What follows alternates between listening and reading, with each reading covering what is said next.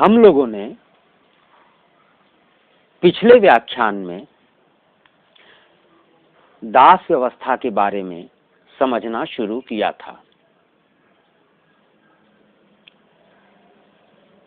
आप देखें, दो तरह का दृष्टिकोण है। एक यह मानता है कि दुनिया में कुछ नहीं बदला है, कुछ नहीं बदल रहा है और कुछ नहीं बदल सकता है। दुनिया जैसी थी वैसी है और वैसी ही रहेगी।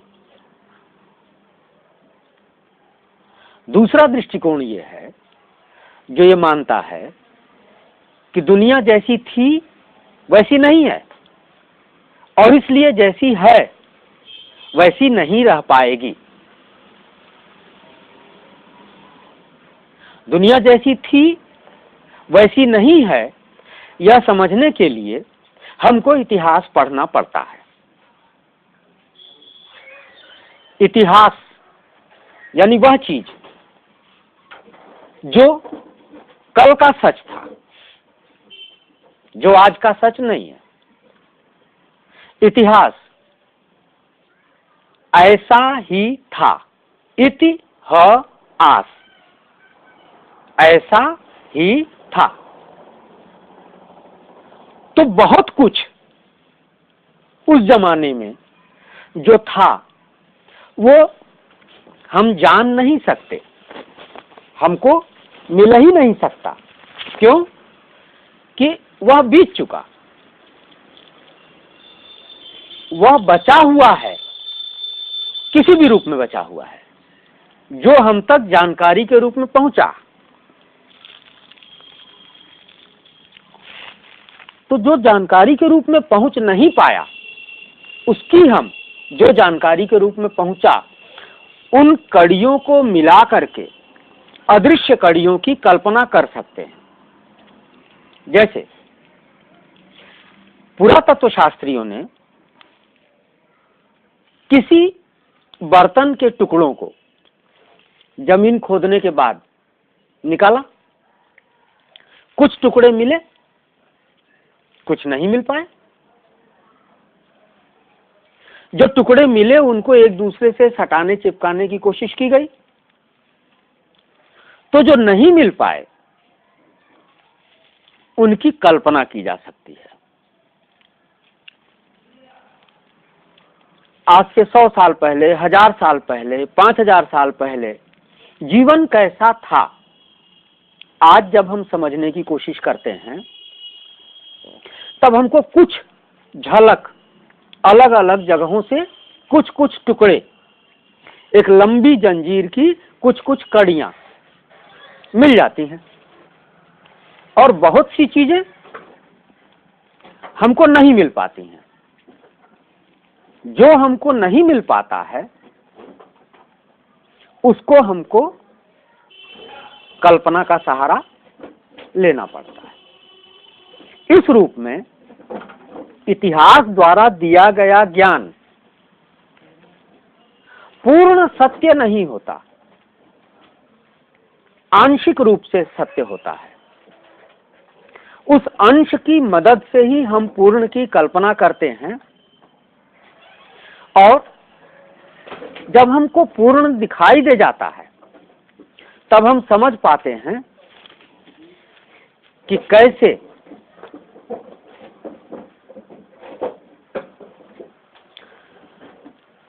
जीवन रहा होगा। तो दास व्यवस्था क्यों आ गई समाज में? कैसी थी दास व्यवस्था और दास व्यवस्था का अंत कैसे हुआ? इसको समझने की कोशिश करने की जरूरत है। तो हम एक बार फिर पीछे चलते हैं, पाते हैं कि जब मनुष्य बर्बर कबीलाई समाज में रहता था तो क्या उस समय मनुष्य मनुष्य का दास था? मातृ प्रधान समाज व्यवस्था में क्या मनुष्य मनुष्य का दास था? जवाब मिलता है नहीं था। वह कौन सी चीज थी जिसने मनुष्य को मनुष्य का दास बनाया और एक पूरी संस्कृति खड़ी कर दिया जिसमें मालिक कम थे और गुलाम उनकी तुलना में 20 गुना ज्यादा थे। एक एक आजाद आदमी के पीछे 10 से 20 तक गुलाम। ऐसी समाज व्यवस्था बना दिया। वह कौन सा फैक्टर था, कौन सा घटक था, कौन सा कारक था? इसे अगर हम समझ लेंगे तो हम बहुत स्पष्ट समझ सकेंगे कि आज के हमारे समाज के सामने जो सामाजिक समस्याएं हैं वो क्यों हैं और वो कैसे दूर हो सकती हैं। बहुत से लोग निराश पड़े हुए हैं जिनका मानना है कि कुछ नहीं बदला है, कुछ नहीं बदलेगा, ये इसी तरह से हालत खराब पंचर पड़ी रहेगी और देश और समाज त्राही त्राही करता रहेगा। और दूसरी तरफ हम लोग हैं जो ये मानते हैं कि नहीं, सब कुछ जैसा था वैसा नहीं है और जैसा है वैसा नहीं रहेगा। इसलिए उन निराश, हताश, पस्त हिम्मत लोगों की तुलना में हमारे अंदर ये उत्साह पैदा होता है, ये समझ बनती है कि हम पहल लें और देखते देखते दबिया पाट लगाएं, दुश्मन को चित्त कर दें, जो आज हमारी छाती पर सवार होकर के हमारा खून पी रहा है। क्यों? कि बार बार हमने उसको चित्त किया है। तो वो कौन सी चीज थी जिसने आदमी के खरीदे बेचे जाने तक की नौबत पैदा कर दिया? यह समझने की जरूरत है। इसके बारे में जो संदर्भ ग्रंथ है वह है फ्रेडरिक एंगल्स का परिवार, व्यक्तिगत संपत्ति, राज्य सत्ता की उत्पत्ति। मार्क्स और एंगल्स वैज्ञानिक दृष्टिकोण के प्रथम 2 विश्व विश्रुत आचार्य, इन्होंने ही इस दर्शन का प्रवर्तन किया। एंगल्स मार्क्स के साथी, उनकी स्वतंत्र रूप से लिखी हुई इस किताब का नाम है परिवार, व्यक्तिगत संपत्ति, राज्य सत्ता की उत्पत्ति। उन्होंने इस किताब में उस चीज का जिक्र किया है कि जिसने गुलाम बनाने के लिए जमीन मुहैया किया, वह कौन सी चीज थी।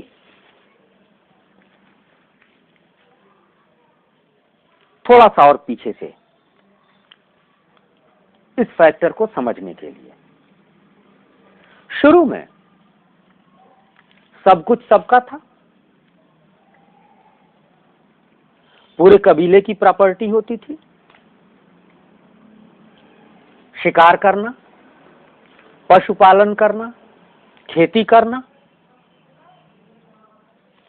कुछ थोड़ा बहुत जो शिल्प मनुष्य सीख सका था, कुछ औजार बनाना, कुछ हथियार बनाना, कुछ बर्तन, वस्त्र,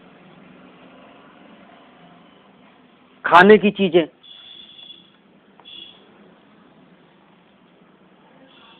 तो ये सब कुछ सबका था। मैंने आपको बताया था कि कैसे वो आदमी जो 2 कबीलों की लड़ाई में शुरू में बच्चे बूढ़े सहित मार दिया जाता था, बाद में बचाया जाने लगा। क्यों बचाया जाने लगा था? दास बनाने के लिए। दास क्यों बनाया गया? जब बचाया गया तो न बचाने वाले को पता था और न बचने वाले को पता था कि दास व्यवस्था में समाज संक्रमण करने जा रहा है। वह तो उस समाज की जरूरतों के अनुरूप आदमी को बचाया गया। जरूरत क्या थी? जरूरत थी कि अब पशुपालन और कृषि दो ऐसे काम शुरू हो चुके थे जिनके लिए और ज्यादा हाथों की आवश्यकता स्पष्ट है। उन हाथों को जुटाने का स्रोत क्या होता? अपने कबीले में जितने बच्चे बच्चियां पैदा होते थे वो सभी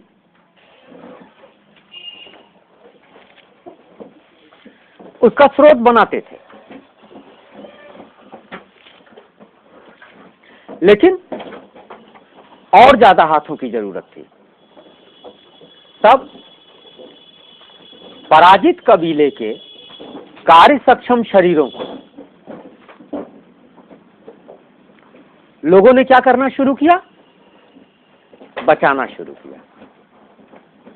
औरतों को ताकि और ज्यादा बच्चे पैदा हो सकें, पुरुषों को ताकि और ज्यादा हाथ मिल सके।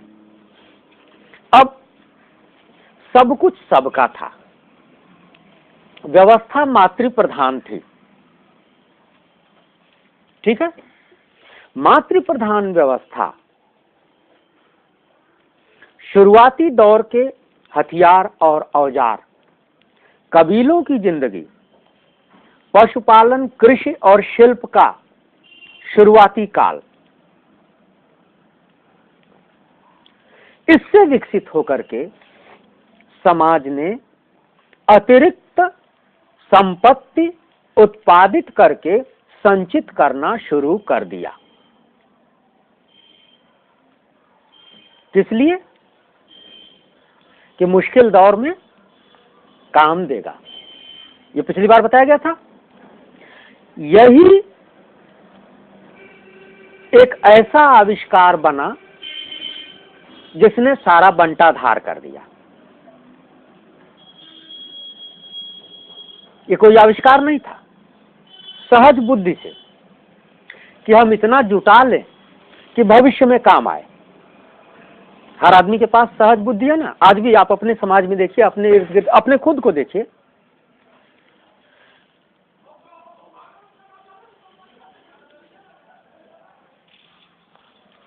अपने खाने के बाद अगले टाइम के खाने के लिए आप बचा के रखते हैं कि नहीं? जो आप अगले टाइम के लिए बचा के रखते हैं तो वो आप करते हैं काम अपनी समझदारी से, अपना लाभ सोच करके, और वही आपकी हानि होना शुरू हो जाती है। हर चीज का साइड इफेक्ट होता है, हर एक्शन का रिएक्शन होता है, हर लाभ के साथ एक हानि निहित होती है। दास व्यवस्था एक अगली मंजिल थी, क्योंकि उसने आदमी को और ज्यादा हाथ दिए, गुलाम होने वाले आदमी को भाग जाने का, बदला लेने का मौका दिया, लेकिन वह एक साथ में अपने साथ नुकसान ले आई कि मनुष्य प्रजाति ने समस्त पशु जगत से भिन्न एक ऐसा आचरण कर दिया जो कोई जीव जगत का सदस्य नहीं कर सका था। अपने ही प्रजाति के दूसरे सदस्य के साथ क्रूरतम आचरण। क्लियर? तो अब जो अतिरिक्त संचित संपत्ति जुट रही थी, सारे फसाद की जड़ वही थी। नेता लोग इतना ज्यादा चोरी करते हैं, करोड़ों करोड़ों करोड़ों, कई कई हजार करोड़। किस लिए? उस अनिश्चित की सेवा करने के लिए, उस अनागत की सेवा करने के लिए जो आया ही नहीं है। बोले कि इतना दिन तक अनाज खाया जाएगा, उसके बाद खाने के लिए नहीं बचेगा। तो लोगों ने कहा क्या खाएंगे? बोले भूसा खाएंगे। तो कहे कि बाद में भूसा खाने से अच्छा पहले ही खा लो। पहले ही भूसा खाने के चक्कर में मर गए, तो बाद वाला अनाज बचा ही रह गया, भूसा खा के मर गए। बिल्कुल यही गति है। उस समाज ने संचित किया, उस संचय को बढ़ाने के लिए आदमी ने आदमी को गुलाम बनाया। आदमी की अपनी आजादी, अपनी बराबरी, अपनी सहजता खत्म हो गई। किसको अगोरने में? हाय मेरी प्रॉपर्टी। वहां पहुंचा कि सबकी प्रॉपर्टी के बजाय अब किसकी प्रॉपर्टी है इसका फैसला हो। तो सामूहिक संपत्ति से व्यक्तिगत संपत्ति का उदय हुआ, विकास हुआ। मातृ प्रधान कबीलाई समाज व्यवस्था में व्यक्तिगत संपत्ति जैसा कुछ भी नहीं था। अधिकतम व्यक्तिगत हथियार या औजार हो सकते थे जिनको आपने गढ़ा हो। फिर क्या आया? बच्चे की पहचान आई, पितृत्व की पहचान आई, और पितृत्व की पहचान के साथ साथ विरासत का प्रश्न आया। जो समूचा कबीले की संपत्ति होती थी वह मेरे पुत्र की संपत्ति हो। मेरे पुत्र की संपत्ति के चक्कर में मैं और मेरा विकसित हुआ, हम और हमारा टूटा, हम और हमारा की सामूहिकता टूटी और मैं और मेरा का व्यक्तिवाद विकसित हुआ। तो व्यक्ति को क्या मिली? सामूहिकता से मुक्ति, अपनी स्वतंत्र पहचान। क्षरण किस चीज का हुआ? उसकी अपनी आजादी का। संपत्ति बनाने वाला मनुष्य इतनी दूर तक संपत्ति बनाता चला गया कि उसने मनुष्य को ही मनुष्य की संपत्ति बना दिया। अब जमीन की, जानवरों की देखरेख करने के बजाय आदमी आदमी की देखरेख करने लगा। जिन बाड़ों में कल तक गाय भैंस घोड़ा बकरी जुटा करके रखे जाते थे, उन बाड़ों में आदमियों को ठूंस करके रखा जाने लगा। जो कोड़े जानवरों की पीठ पर बरसाने के लिए बटे गए थे, उन कोड़ों को आदमियों की पीठ पर बरसाया जाने लगा। और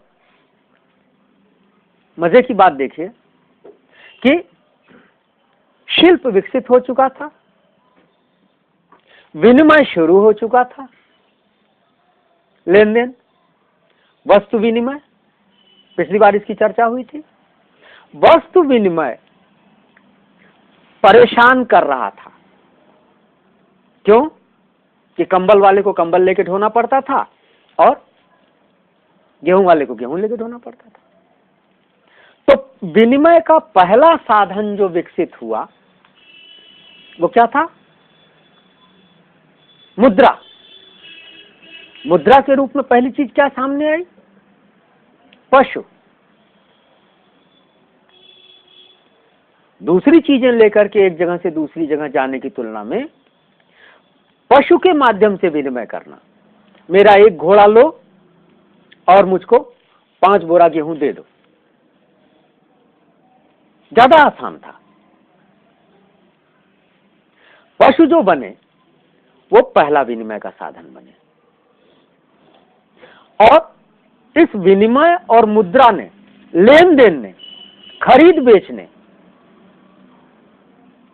एक माध्यम का काम किया। उत्पादक, एक उत्पादक और दूसरे उत्पादक के बीच जो उपभोक्ता था, जो उपभोक्ता था वह भी उत्पादक था। शुरुआती काल में क्या था? उपभोक्ता भी उत्पादक ही था। अब एक ऐसा टुकड़ा सामने आया जो कि उपभोक्ता तो था, उत्पादक नहीं था। उसके बाद सामने आया कि जो उत्पादक था वह उपभोक्ता नहीं था, जो उपभोक्ता था वह कोई और हो गया, और जो विनिमय कर रहा था वह कोई और हो गया। एक बीच वाला तबका पैदा हुआ, बिचौलिया, व्यापारी, जो लेन देन करता था।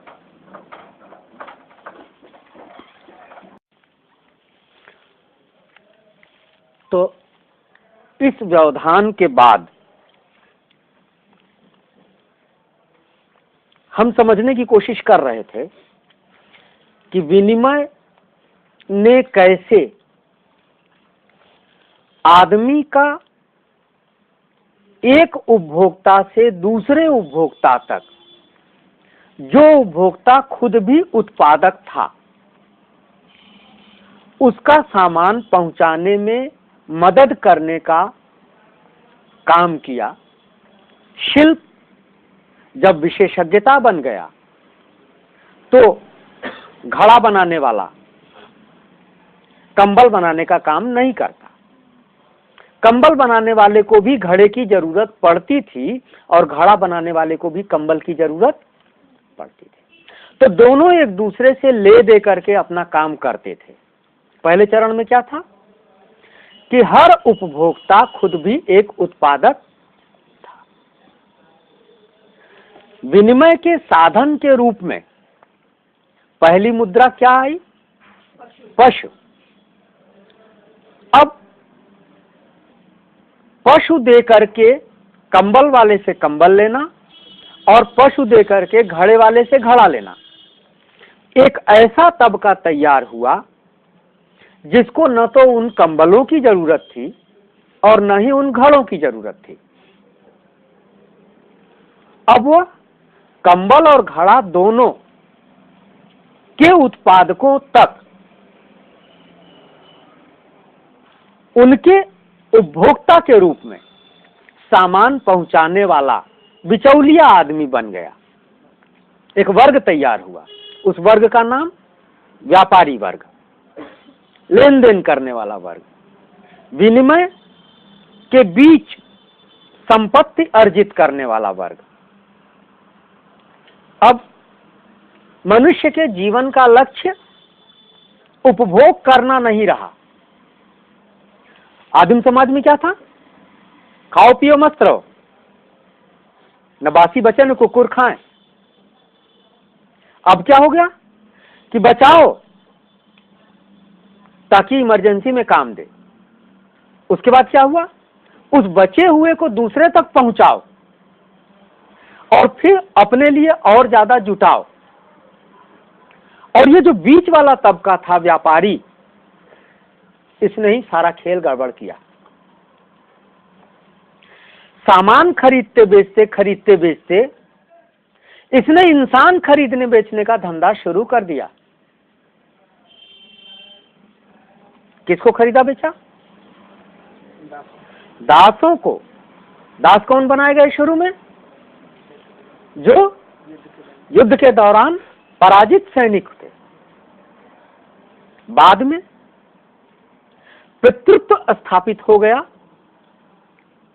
पितृत्व स्थापित होने के साथ साथ सामूहिक संपत्ति का विघटन हो गया, व्यक्तिगत संपत्ति का अस्तित्व सामने आ गया, विरासत सामने आ गई। जब व्यक्तिगत संपत्ति की अस्मिता उभरी तो उसने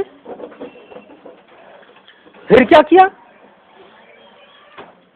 अपने साथ अपना काला पक्ष, उजले पक्ष के साथ अपना काला पक्ष सामने लेकर के आई। वह काला पक्ष क्या था कि अब आपकी अपनी चीज आप बेचें। किस लिए बेचें?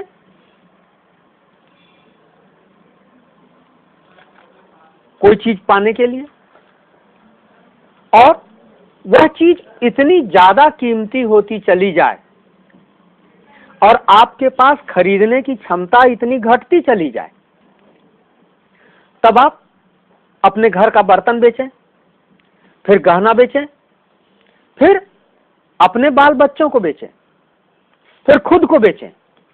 वह कौन सी चीज थी जिसको पाने के लिए आप सब कुछ बेचने और खुद को बेचने तक पहुंच जा रहे थे? कौन सी चीज थी? जिंदा रहने की मजबूरी। किस चीज के माध्यम से आदमी जिंदा था? उत्पादन का साधन। उत्पादन का साधन क्या था? खेत। समझिए, जो पहले समूचे कबीले का खेत होता था, जब व्यक्तिगत संपत्ति आ गई तो वह किसी एक परिवार का हुआ ना। क्लियर हो गया? अब जब उस परिवार का हुआ तो अपना खेत अपने से ज्यादा अमीर आदमी से बचाने के लिए, हड़पे जाने से बचाने के लिए, जिंदगी में कोई जरूरत पड़ने पर, मुसीबत पड़ने पर आदमी कर्ज लेता है, कर्ज के रूप में रेहन रखता है, गिरवी रखता है। तो जो गिरवी रखता है उसको छोड़ा नहीं पाता। 90% लोग अपना सामान जो गिरवी रखते हैं उसको छोड़ा नहीं पाते। परिणाम, जो विनिमय के लिए मुद्रा आई पशु के रूप में, वह मुद्रा अपना रूप बदलती गई, वह मुद्रा संचित होती गई और वह मुद्रा स्वतंत्र हैसियत बन गई। आदमी ने मुद्रा को पैदा किया अपनी सुविधा के लिए और मुद्रा ने आदमी को अपना गुलाम बना लिया। अब मुद्रा शासन करने लगी, मनुष्य शासित हो गया। मुद्रा का स्वामी मानव समाज की नियति का नियंता हो गया और समूचा समाज धीरे धीरे धीरे धीरे करके उस राक्षस की आक्टोपसी जकड़ में जकड़ता चला गया। यह पक्ष क्लियर हुआ कि गुलाम बनाने वाली चीज कौन सी चीज थी? गुलाम बनाने वाली चीज कौन सी चीज थी? बोलिए। संपत्ति। क्लियर?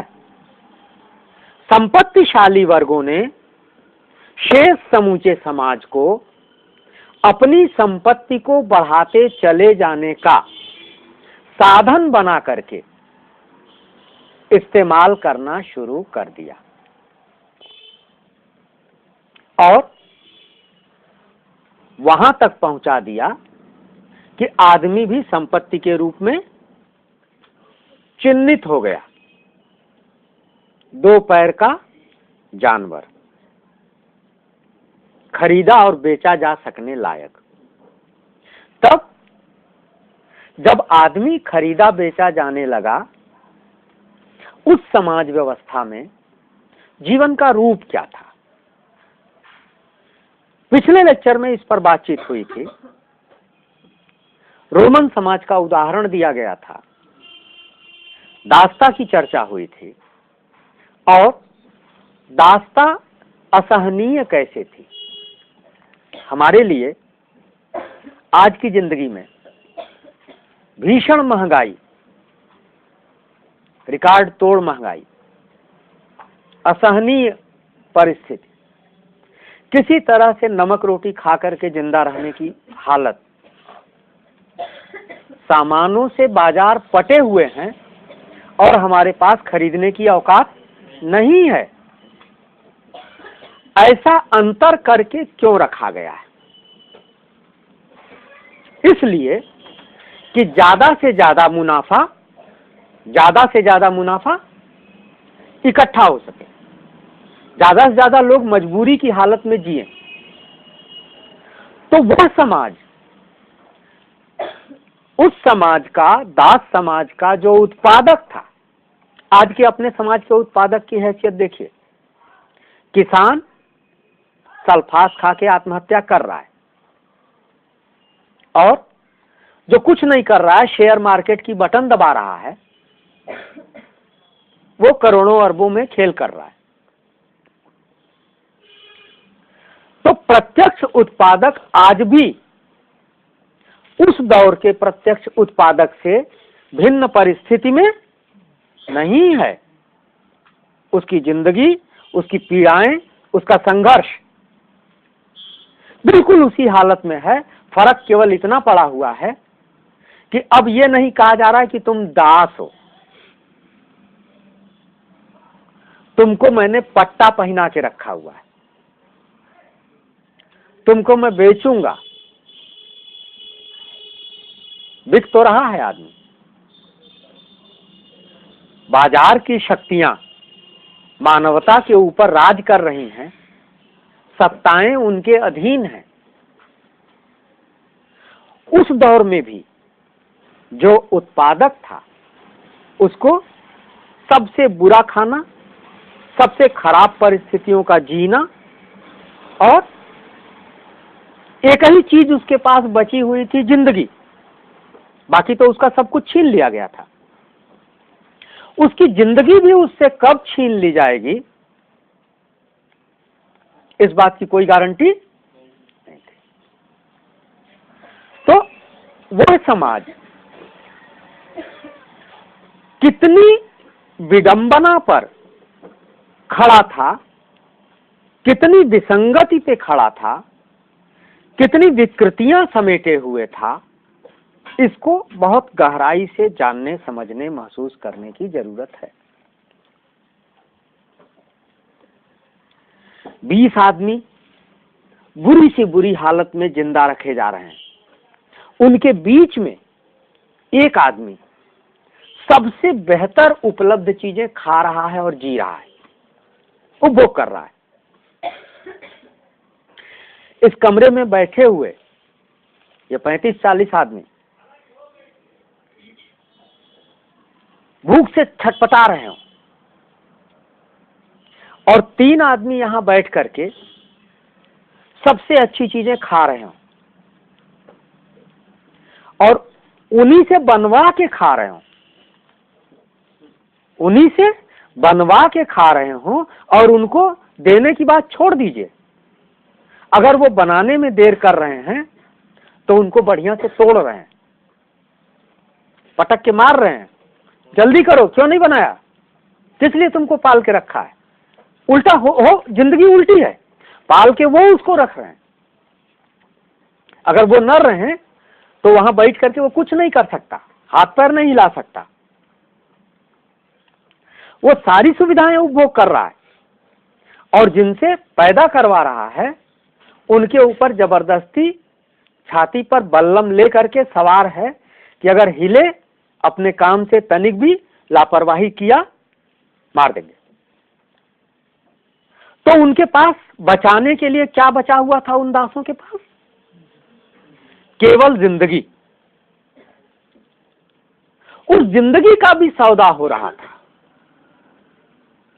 रोमन समाज उस विभीषिका का समाज है कि जिसमें आदमी आदमी की जिंदगी खरीद लेता था, उसका हड्डी गोश्त शरीर खरीदा, उसकी आजादी खरीदा, उसके बच्चे, उसकी पत्नी खरीदा, उसके हाथों से पैदा किया हुआ सारा सामान अपना बोला, वहां तक मंजूर। लेकिन अब वो किस क्षण तक जिंदा रहेगा, इसका भी सौदा करने लगा।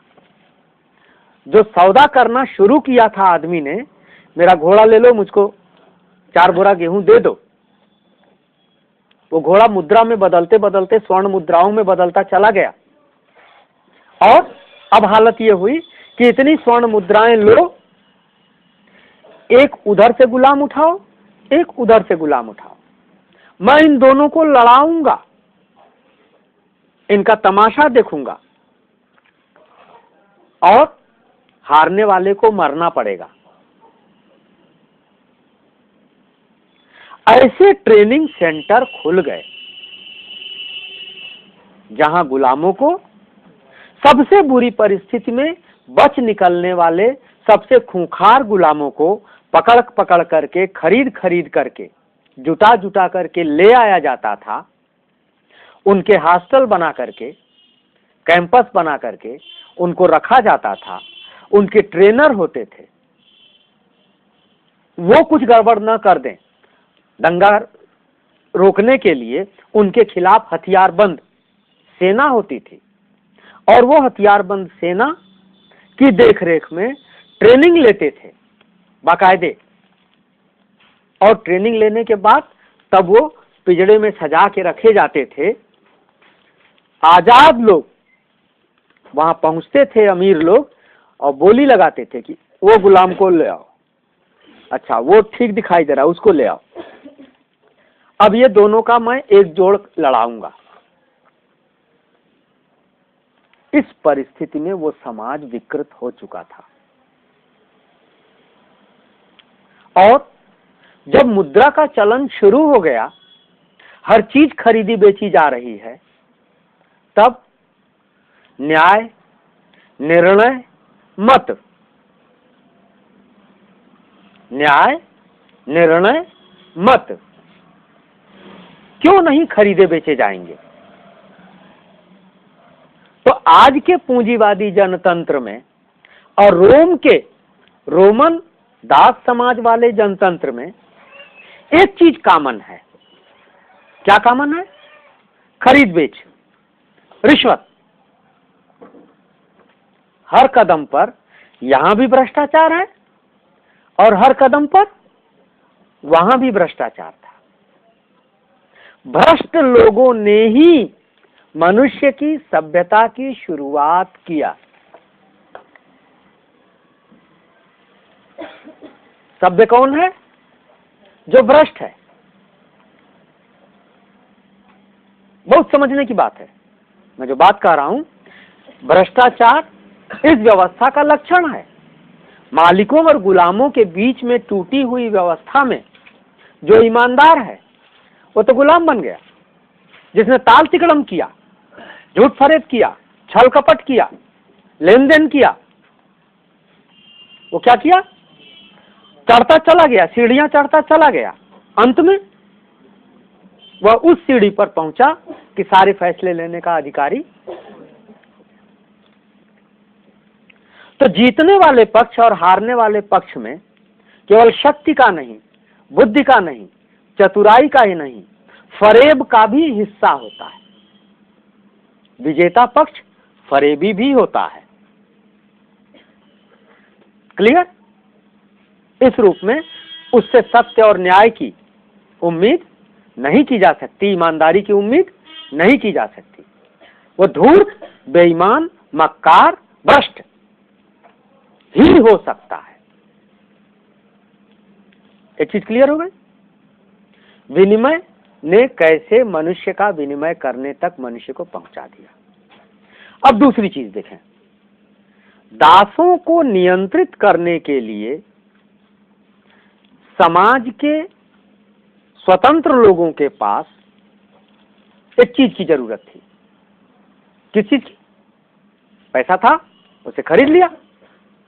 अब खरीद लिया तो जरूरी थोड़ी है कि आप कहेंगे वो करेगा। बोले मैंने तुमको इतने पैसे में खरीद लिया, अब तुम उठक बैठक करो सुबह से लेकर शाम तक, तब तक करो जब तक मर न जाओ। करो। तो मान लीजिए वो डर के मारे करना शुरू किया, कब तक करेगा ना? जब तक वो कर पाएगा। लेकिन आपकी शर्त है कि तब तक करो जब तक मर न जाओ। तब वो क्या करेगा? उसके बर्दाश्त से बाहर हो जाएगा, तब विद्रोह करेगा। तो आजाद मालिक के पास अपने गुलाम के विद्रोह से बचने का रास्ता होना चाहिए। आप प्रेशर कुकर में पकाते हैं ना खाना, प्रेशर कुकर बनाने वाला बेवकूफ नहीं था, वैज्ञानिक था। उसने क्या किया, खूब भाप भरा उसमें, चाप चाप के, इतना भरा कि पट से खाना पक जाए। बोले खतरा, बोले फटेगा, सब लोग मर जाएंगे। बोला नहीं, चिंता मत करो, मेरे पास लोगों को मरने से बचाने का रास्ता है, सेफ्टी वाल्व। ठीक है, सेफ्टी वाल्व लगा दिया। बोला इतना प्रेशर होने तक बर्दाश्त करेगा, इससे ज्यादा डालोगे तब फटेगा। अगर ये सेफ्टी वाल्व काम नहीं किया तब भी फटेगा। तो नियंत्रित करने वाली शक्ति जो थी, उसके पास क्या होना चाहिए था? किस चीज के माध्यम से नियंत्रित कर सकती थी? सेना, हथियार, सशस्त्र शक्ति। गुलाम से सबसे पहले क्या चीज छीनी गई? हथियार। जो आदमी लड़ते लड़ते हारा, उससे पहली चीज क्या छीनी गई? हथियार। जब निहत्था हो जाएगा, निरस्त्र हो जाएगा, तभी तो बांधा जा सकेगा। जब तक हाथ में तलवार रहेगी, आप कहेंगे कि मैं तुमको बांधूंगा, बांधने देगा? ठीक है। तो उस हालत में जो आदिम कबीलाई, फिर वहां हम आपको ले चलते हैं। आप कहेंगे बार बार वहीं ले जाता है। बात कर रहा रोमन साम्राज्य की, पहुंच जाता है आदिम कबीलाई समाज। आपको तुलना करनी पड़ेगी, हर कदम पे तुलना करनी पड़ेगी। पिछली बार हम लोग गए थे तो क्या तुलना करके ले आए थे? विनिमय और मुद्रा। इस बार फिर चल रहे हैं। अब की क्या पकड़ के ले आना है? आदिम कबीलाई समाज का हर सदस्य हथियार और औजार दोनों चलाना जानता ही नहीं था। उसका मूलभूत अधिकार था, हक था। उसके बिना उसके अस्तित्व की कल्पना नहीं थी। क्लियर? आजाद कबीले का हर औरत, मर्द, बच्चा, बूढ़ा हथियारों से लैस रहता था। उसके बाद क्या हुआ? उसने कहा कि इन गुलामों के हाथ में हथियार रहेगा तो मैं चैन से सो पाऊंगा। पहले इनका हथियार छीनो। तो हथियार कौन छीनेगा? बोले हथियार वही छीन सकता है जिसके हाथ में हथियार होगा। इनको कट्टा लगाऊंगा, पट से कहूंगा रिवॉल्वर की चाबी दे, तुरंत। नोटों की गड्डी तो पहली बार ले लिया विनिमय वाले साधन के रूप में। अब की क्या लिया इनका? लाइसेंसी रिवॉल्वर। 1,500 का कट्टा लगा के इनका 60,000 वाला रिवॉल्वर ले लिया। तो जब आप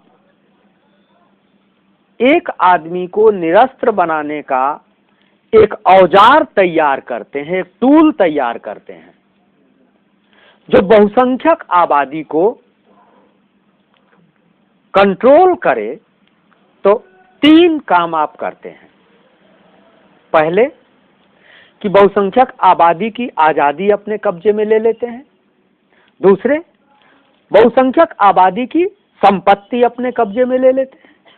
तीसरे, बहुसंख्यक आबादी के हथियार अपने कब्जे में ले लेते हैं और एक ऐसी टोली तैयार करते हैं, उस टोली से ये उम्मीद करते हैं कि वो आपके दिए हुए हथियारों के सहारे बहुसंख्यक आबादी के विद्रोह को नियंत्रित करने का काम करे। तब एक सत्ता तैयार होती है। राजसत्ता का पहली विशेषता क्या है? राजसत्ता की पहली विशेषता यह है कि वो प्रभु वर्ग का, मालिक वर्ग का औजार है। दूसरी विशेषता क्या है? वो 90% समाज से ऊपर है। तीसरी विशेषता क्या है? वह समूचे 90% समाज के विरुद्ध है। समूचे 90% समाज के विरुद्ध है। वह हिंसक है, हथियारबंद है। निरस्त्र समाज के ऊपर हथियारबंद सैनिक सत्ता है। तो इस सभ्यता ने क्या किया? ऐसे सीधे साधे भोले भाले हथियारबंद लोगों को जबरदस्ती गुलाम बना करके उनसे काम लेने के लिए अपने कुछ ऐसे मुट्ठी भर लोगों को कर्मचारी के तौर पे नियुक्त किया जो हथियारों से लैस। उसका नाम पड़ा सेना। तो सत्ता है तो उसके साथ सेना है, सत्ता है तो उसके साथ खजाना है, सत्ता है तो उसके साथ समूचा छल कपट और भ्रष्टाचार। अब कोई भी निर्णय जो मातृप्रधान समाज में समूचा कबीला मिलकर के निर्णय करता था, पूरी पंचायत, अब हर आदमी को वोट देने का अधिकार। जिसके पास जितना पैसा उसके पास उतना वोट। बोले आप कहेंगे वाह उल्टा पाठ पढ़ा रहे हैं, हम वोटर नहीं है, 18 साल उम्र हो गई, देखिए वोटर कार्ड भी लिए। बोले हाँ आप वोटर हैं, लेकिन अभी भी वही सच है कि जिसके पास जितना पैसा उसके पास उतना वोट। एक ईमानदार आदमी को भी आप खरीद करके यहां से भेजते हैं, चुन के नहीं, खरीद के, तो ऊपर उसको खरीदने वाले और लगे हुए हैं। और अगर वो बिकने से इनकार करता है तो वो इस धारा में जी नहीं सकता। तो आपको केवल वोट डालने का अधिकार है। रोमन साम्राज्य में भी क्या था कि जिसके पास जितनी संपत्ति थी उसको उतना वोट देने का अधिकार था। आम सभा जो बैठती थी उसमें कंगाल साहब भी बोल सकते थे, लेकिन अधिकतर फैसले ऊपर ऊपर हो जाते थे, नीचे उनकी खबर तक भी नहीं पहुंचती थी। क्लियर है? आज भी वही होता है। तो जब सेना बन गई, विशिष्ट लोगों का हथियारबंद गिरोह बन गया, तो उस हथियारबंद गिरोह की अपनी जरूरतें हैं। क्या जरूरतें हैं? सुविधाएं, हथियार, विशेषाधिकार। इरोम शर्मिला अनशन कर रही है, नाम सुना? कहां है? मणिपुर। क्यों अनशन कर रही है? उसने देखा कि उसके चौराहे पे एक मिलिट्री के ट्रक से मिलिट्री वाले उतरे और जितने लोग चौराहे पे थे हथियार चलाए, खर खर खर खर खर मार दिया। उसने पूछा क्यों मारा? बोले हमारा विशेषाधिकार है। उसने ऊपर अपील किया, फिर ऊपर अपील किया, फिर ऊपर अपील किया, हर जगह कहा गया सेना के पास विशेषाधिकार है। किस चीज का? जब जिसको चाहे मार सकते हैं, शूट एट साइट, देखते ही मार दो, विशेषाधिकार। बोले आपकी आजादी? बोले हिंदुस्तान आजाद, तिरंगा लेके घूमिए। बोले कब तक? बोले जब तक सेना मार न दे।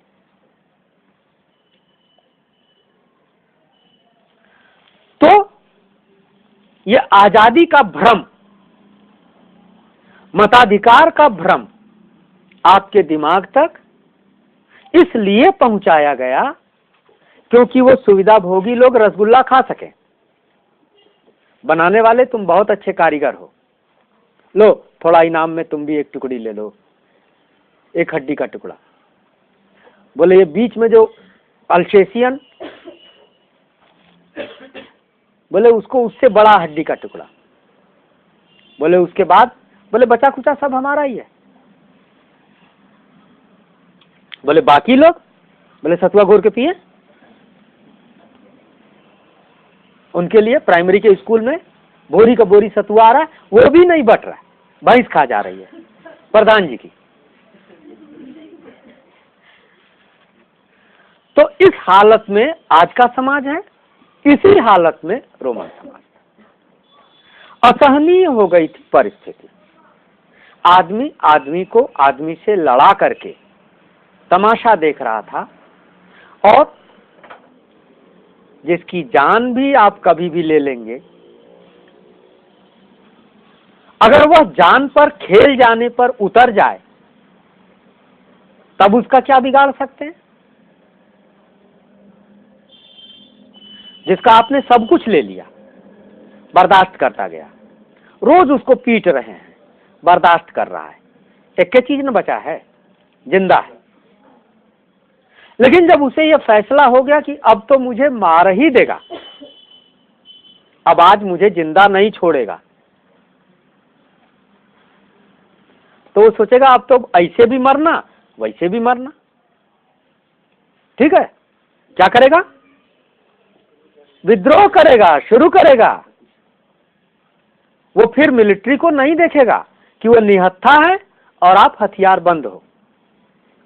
वो बिल्कुल नहीं सोचेगा कि मुझको पकड़ेगा तो मार देगा। बोले मारेगा तो है ही, छोड़ेगा कहां?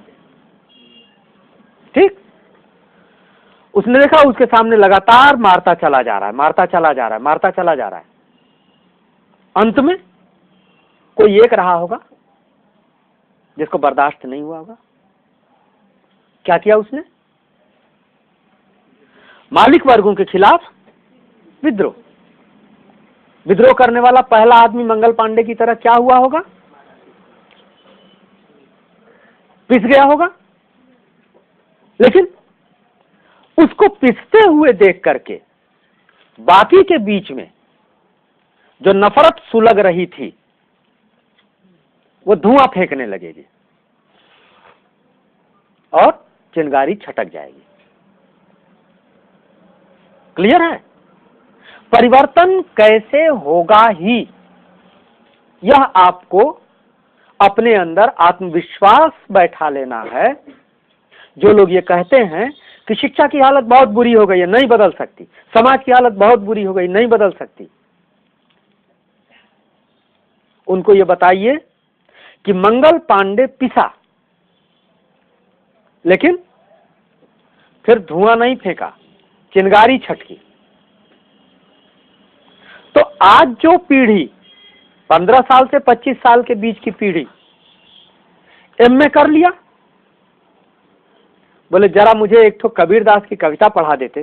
बोले भाई देख, मैं पढ़ा लिखा नहीं हूं, खाली डिग्रीधारी हूं, एमए हूं। बोले एमए से ज्यादा भी कोई पढ़ाई होती है? बोले भाई अब ये पूछ के शर्मिंदा क्यों कर रहे हो? मैंने नाम लिखाया था, कॉलेज कभी गया नहीं, इम्तिहान देने गया, लेके आ गया, देखो मेरे पास बाकायदे सर्टिफिकेट भी है, मार्कशीट भी है। बोले कितना परसेंट? बोले 73%। बोले ठीक, अपनी एक एप्लीकेशन लिख दो। बोले फिर वही बात, अगर लिखना आता तो मैं एमए ही होता। सोचिए, इस व्यवस्था का शिकार नौजवान जब हताशा से पस्त है, उसे कोई नौकरी बेरोजगारी की सर्टिफिकेट के चलते नहीं मिल रही है। एमए की सर्टिफिकेट के बाद व्यवस्था ने उसको एक और सर्टिफिकेट दिया, बेरोजगारी की सर्टिफिकेट। अब हर कंपटीशन में 3 लाख बैठते हैं, 90,000 फिजिकल करके निकल आते हैं और 30 सीट होती है। तो 30 तो ले लेगी व्यवस्था, अपनी मशीन का पुर्जा बना लेगी, उनको बुलडॉग बना लेगी, और शेष 2,99,970 जो होंगे वो क्या करेंगे? वो बेरोजगार होंगे। तो उनको ये पक्का पता हो जाएगा 10, 20, 50 कंपटीशन में बैठने के बाद कि मैंने चूंकि पढ़ा नहीं, इसलिए मैं कोई कंपटीशन निकाल नहीं सकता। तो उसमें से ज्यादातर इस हताशा से शिकार हो जाएंगे कि मैंने पढ़ा नहीं। लेकिन कुछ मुट्ठी भर ऐसे निकलेंगे जो यहां तक सोचते पहुंच जाएंगे, क्या, क्यों, कैसे, कब और कहां से, वैज्ञानिक तरीके से, कि मुझे पढ़ाया नहीं गया इसलिए मैंने पढ़ा नहीं। बोले पढ़ाया नहीं गया? बोले किसने नहीं पढ़ाया? बाप ने फीस दिया, कॉलेज ने एडमिशन दिया। बोले मास्टर ने नहीं पढ़ाई। मास्टर बहुत दुष्ट है। अगर मास्टर सुधर जाए तो देश सुधर जाएगा। तब लड़के मास्टर के ऊपर लपट गए। द्रोणाचार्य, कब तक अंगूठा कटवाओगे? अब मास्टर बोला, भाई देख, मेरी कोई गलती नहीं, मैं तो पढ़ाने के लिए आ रहा था। वो जो साहब है ऊपर बैठा हुआ, उसने कोर्स ही ऐसा बनाया कि मैं चाहूं भी तो नहीं पढ़ा सकता। बोले तब? बोले शिक्षा विभाग। बोले शिक्षा विभाग को पकड़ो। शिक्षा विभाग ने कहा मेरा कोई दोष नहीं, एनसीईआरटी। अंत में जाते जाते आप देखेंगे कि कौन जिम्मेदार है? यह व्यवस्था जिम्मेदार है, समूचा सिस्टम। नाक वाले डॉक्टर ने कहा कि तुम्हारी नाक ठीक है लेकिन तुम मरीज हो। आंख वाले ने कहा तुम्हारी आंख ठीक है लेकिन तुम मरीज हो। सब ने कहा कि तुम मरीज हो और सब ठीक है। तो जो मरीज है वो तो मर रहा है ना, वो तो पीड़ा झेल रहा है ना। तो वो तो जिसको पाएगा उसको तोड़ेगा। दांत वाले को भी मारेगा, आंख वाले को भी मारेगा, हार्ट, किडनी, किसी डॉक्टर को छोड़ेगा नहीं। जब मेरा सब ठीक है तो मैं मर क्यों रहा हूं? इस समाज में नौजवान छटपटा रहा है और समाज चल रहा है। रोमन समाज भी चल रहा था। रोमन मालिक, दास मालिक, स्वतंत्र लोग सुख सुविधा और ऐश से बड़ी बड़ी जागीरों में हजारों हजार गुलामों के बीच सक्रिय थे, खेल खा रहे थे, आराम कर रहे थे, शराबें पी रहे थे, दावतें कर रहे थे, शिकार कर रहे थे, मनोरंजन कर रहे थे, राज कर रहे थे, अलग अलग इलाकों को लूटते और जीतते चले जा रहे थे। रोमन साम्राज्य फैलता जा रहा था। और परेशान कौन था? दास। तो दास के जिम्मे क्या आया? जिंदगी बचाने के लिए, अपने जैसे दासों की जिंदगी बचाने के लिए विद्रोह। दास ने विद्रोह किया।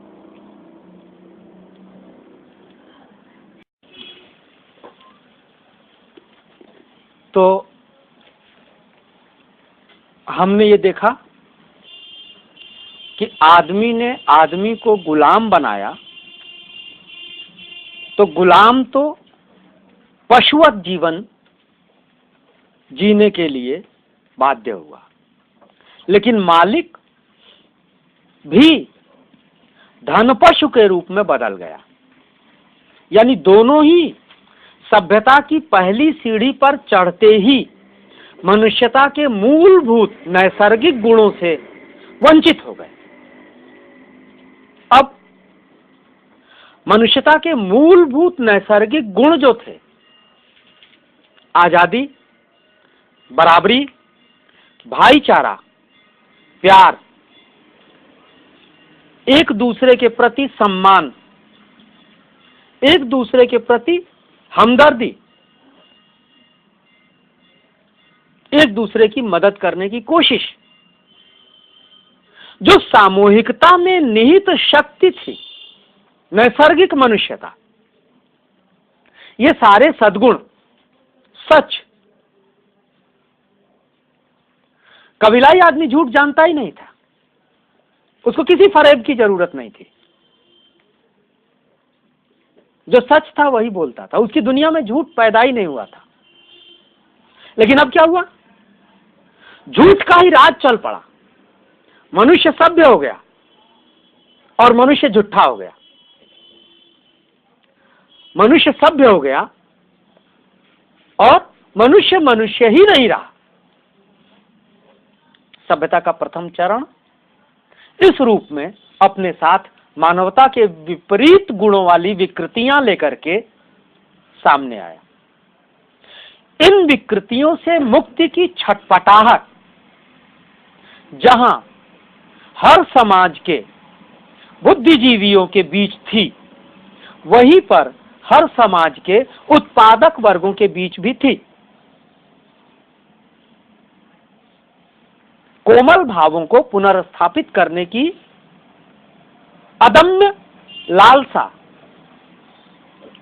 जहां कवियों, साहित्यकारों, कलाकारों, शिल्पियों, विद्वानों, शिक्षकों के बीच थी, वहीं पर जो प्रत्यक्ष उत्पादन में लगा हुआ था, लोहार, कुम्हार, चमार, दुनिया,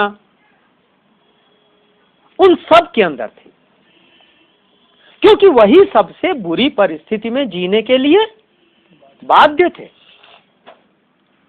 तो मनुष्य की गरिमा को पुनर्स्थापित किया जाए, संपत्ति की गरिमा को परास्त करके, संपत्ति की सत्ता को परास्त करके, इसकी तड़प हर पीढ़ी ने अपनी अगली पीढ़ी को सौंपी। पूरी मानवता एक तरफ विकसित हो रही है, दूसरी तरफ उसके मानवीय गुणों का ह्रास हो रहा है, तीसरी तरफ उसके अंदर मानवीय गुणों की अस्मिता को फिर से स्थापित करने की छटपटाहट, लालसा बलवती हो रही है। जितनी दूर तक वो ले जा पाया अपने से अगले पीढ़ी को, उससे आगे ले जाने के लिए वाहक बनाया, ट्रेनिंग दिया, सिखाया, पढ़ाया। आपकी यह क्लास भी इसी रूप में है। जितनी दूर तक मैं ले आ पाया मेरे हिस्से का, एक टार्च बियरर गिरेगा, मशाल अगला सिपाही लेकर के दौड़ जाएगा, तब तक जब तक मानवता की मुक्ति नहीं होती। मानवता की मुक्ति का यह महाविजय का अभियान, क्रांति, क्या एक घटना है? क्रांति क्या एक विचारधारा है? क्रांति क्या एक पार्टी का, एक देश का शासन है? क्रांति क्या कुछ किताबों को पढ़ना है? क्रांति क्या बिना पढ़े ही हो सकती है? ये सारे सवाल आपके सामने आ जाते हैं। तो आपसे पहले इस दुनिया में जो क्रांतिकारी हुए, उन्होंने जो किया वो आपके सामने है, जो कहा वो आपके सामने है, जो लिखा वो भी आपके सामने है। क्या स्पार्टकस और उसके साथियों ने किताबें पढ़ करके विद्रोह किया था? सोचने की बात है। क्या स्पार्टकस और उसके साथियों ने किताबें पढ़ के विद्रोह किया था? तब यह प्रस्थापना देने वाले गलत कैसे साबित किए जाएंगे कि क्रांतिकारियों को पढ़ने की जरूरत नहीं है? इतिहास बनाने वाले दूसरे होते हैं, इतिहास पढ़ाने वाले दूसरे होते हैं।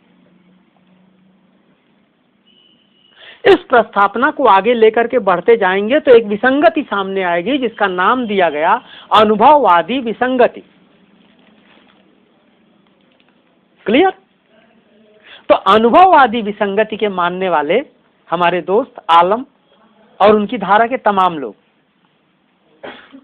कोई भी हो, नाम XYZ हो सकते हैं, वो बोलेंगे पढ़ने की क्या जरूरत है, पढ़ के इनकलाब हुआ। कौन इनकलाबी पढ़ा बताइए? उसको हम जब विसंगति कह रहे हैं तो हमारे पास तर्क होना चाहिए। बोले दूसरी तरफ, बोले अनुभववादियों ने कहा कि ये साले सब के सब बैठे हुए हैं लाइब्रेरियों में, ये पोथी पाने हैं।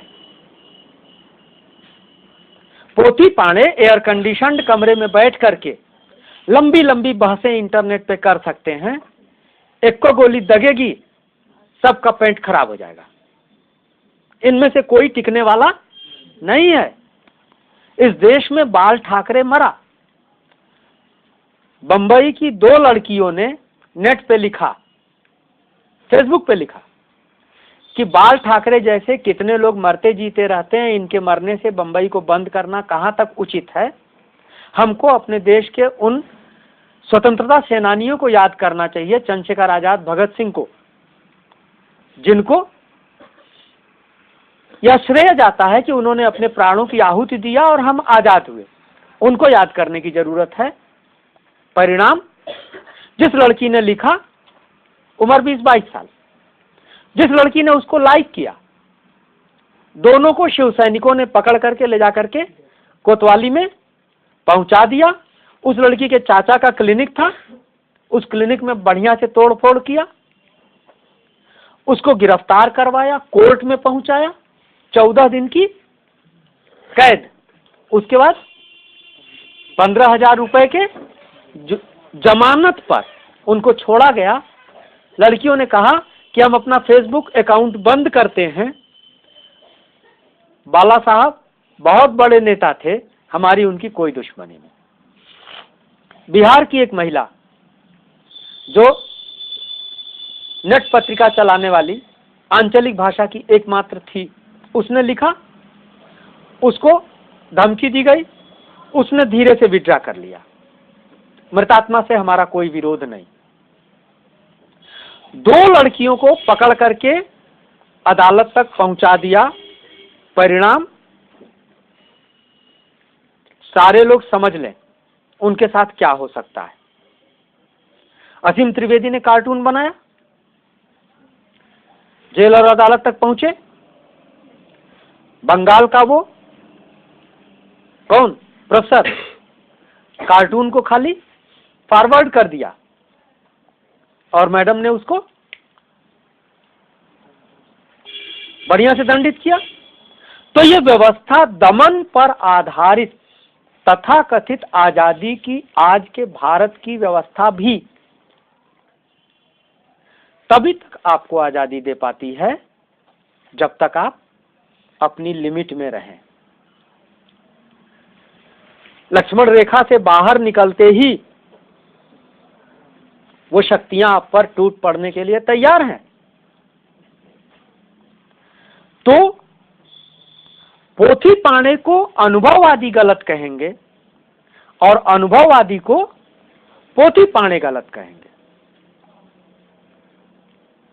अनुभववादी को पोथी पाणे इसलिए गलत कहेंगे क्योंकि वो कहेंगे कि जो स्पार्टकस ने किया, जो पेरिस कम्यून के योद्धाओं ने किया, जो रूसी क्रांति के योद्धाओं ने किया, जो चीनी क्रांति के योद्धाओं ने किया, उनके अनुभवों का निचोड़, उनके काम करने का तरीका, उनकी समझ, उनके सपने हमारे पास विरासत के रूप में किताबों में मौजूद हैं। हम उन गलतियों को फिर दोबारा क्यों दोहराएं जिनको अपने साथियों का गरम खून दे करके हमारे पुरखों ने सीखा था। हम उनको पढ़ लें। अनुभववादी बोलेगा कि तुम पढ़ के ही समझ जाओगे, अपने कमरे में बैठे रहोगे और तुम समझ जाओगे कि 1.5 लाख फौज इधर से और 3 लाख फौज उधर से मार्च कर रही है और बीच में बैठे हुए आदमी की मनोदशा क्या होगी। वो तो जानता है कि पिस जाऊंगा, मरूंगा। उसकी स्थिति तुम कैसे समझ सकते हो? तुम तो ऐसी कमरे में बैठ के नौकरी कर रहे हो 80,000 की। ये दोनों विकृतियां हैं, स्पष्ट है। अनुभववादी विसंगति भी उन गलतियों को दोहराए बिना मानेगी नहीं जिनकी कड़ी कीमत देकर के पुरखों ने सीखा और उससे आगे बढ़े थे। और पोथी पाणे के बस का एक कट्टा उठाना नहीं है। दोनों गलतियां, हमको दोनों तरफ बैलेंस करना पड़ेगा। खुद के अनुभूत ज्ञान का विकल्प नहीं होता, यह बार बार आपको बताया गया, लेकिन उसकी सीमा होती है।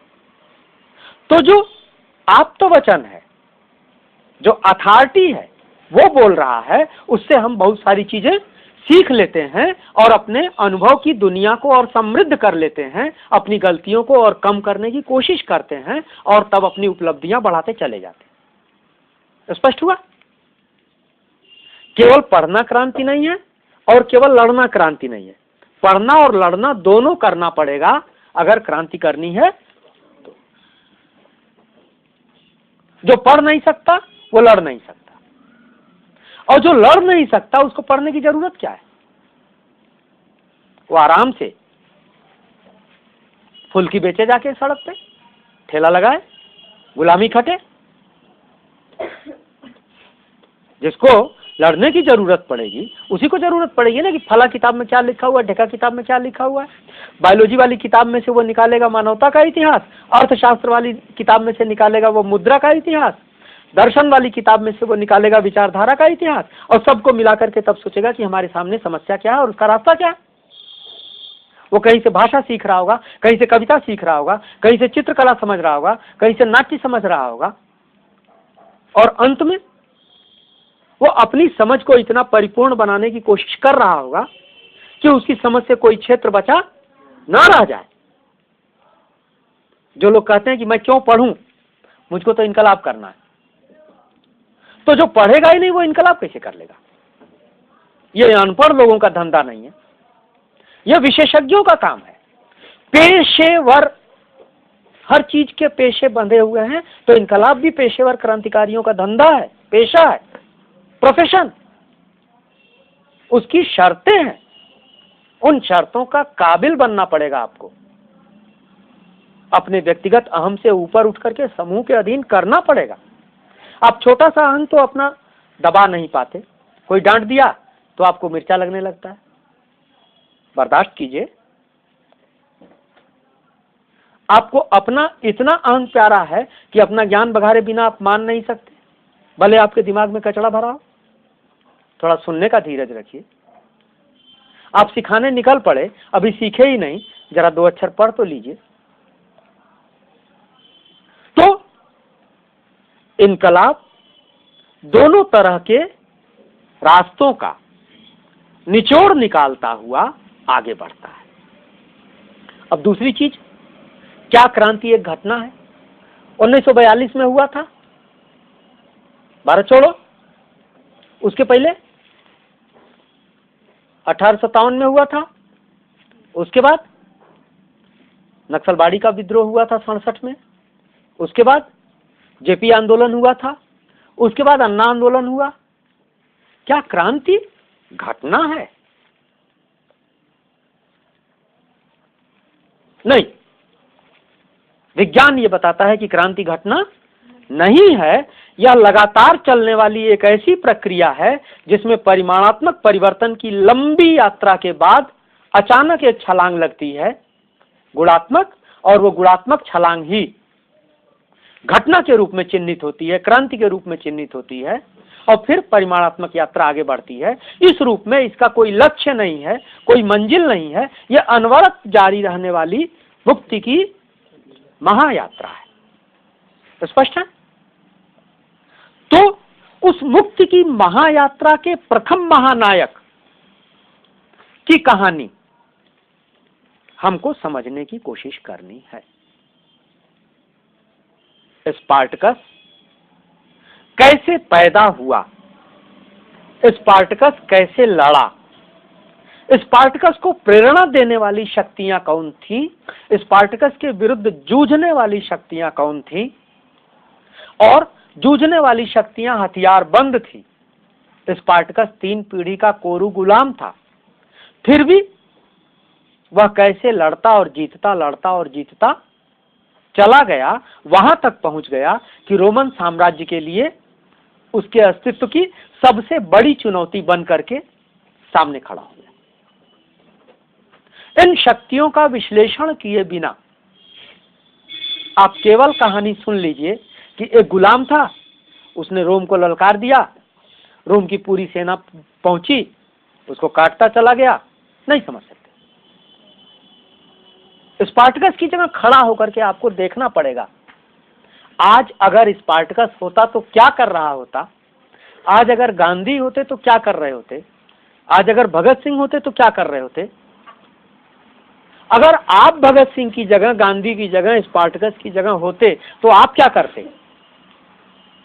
इस रूप में एक भाव भूमि की रचना करनी होगी, एक मानसिकता की रचना करनी होगी, एक समझ बनानी होगी, महसूस करना होगा, और तब आपके सामने आने वाली चुनौतियों का आप समाधान निकालने भर को आत्मविश्वास अपने अंदर पाएंगे और तब पहल ले पाएंगे, अपने पहले दोस्त को अपने साथ जोड़ पाएंगे।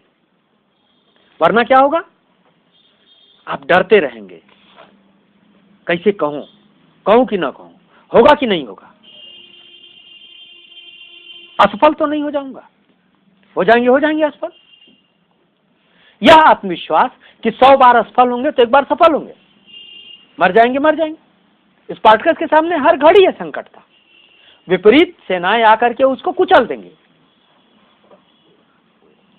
तो उसकी कहानी खूब अच्छी तरह से, उसकी पृष्ठभूमि समझिएगा तो समझ में आएगी, पृष्ठभूमि नहीं समझिएगा तो समझ में नहीं आएगी। रोम के एक उपनगर कापुआ में बाटियाटस नाम का एक लानिस्ता, गुलामों को लड़ा करके लोगों को मनोरंजन देने वाला पेशेवर व्यापारी, स्पार्टकस और उसके साथियों को खरीद करके लाया था, बाड़ा बनाया था। पिछली सिटिंग में आपको बताया था, सर्कस के बाड़े की तरह ऊपर बैठ करके लोग तमाशा देखते थे। और उस लड़ाई में उसके एक साथी नीग्रो माने काले, हबशी, अफ्रीकी, क्या नाम था उसका, ड्राबा, ने विद्रोह किया, लड़ा नहीं। बोला कि इससे लड़ूंगा तो मेरे पास 7 फुट का पंजा माने आपने देखा होगा भूसा ट्रक से उतारने के लिए लंबे लोहे के फल वाले, कई फांक वाले, त्रिशूल में 3 ही भाला होता है, कई भालों वाले लंबे पंजे होते हैं जिनसे खींच करके वो भूसा उतारा जाता है, और दूसरे हाथ में मछली पकड़ने वाला जाल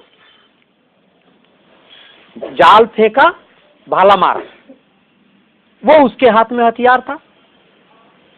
स्पार्टकस के हाथ में केवल 1.5 फुट का एक छुरा। दोनों को लड़ाई के मैदान में उतार दिया गया। तय था कि अफ्रीकी स्पार्टकस को मार देगा, तय था। जाल फेंकेगा, अजुरा जाएगा उसमें और गोद देगा। तो उस अफ्रीकी ने कहा कि मैं अपने दोस्त को मारने का धंधा अब और बर्दाश्त नहीं कर सकता, मैं स्पार्टकस को प्यार करता हूं।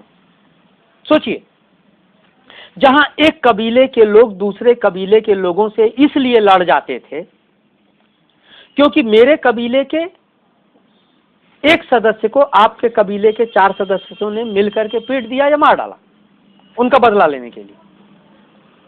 तो सभी एक दूसरे से खून से बंधे होते थे, भाई बहन होते थे, एक ही परिवार के, एक ही गोत्र के सदस्य होते थे। अब वो व्यवस्था कहां पहुंची? स्पार्टकस कहां का रहने वाला था? थ्रेसियन। वो अफ्रीकी कहां का था? अफ्रीका का।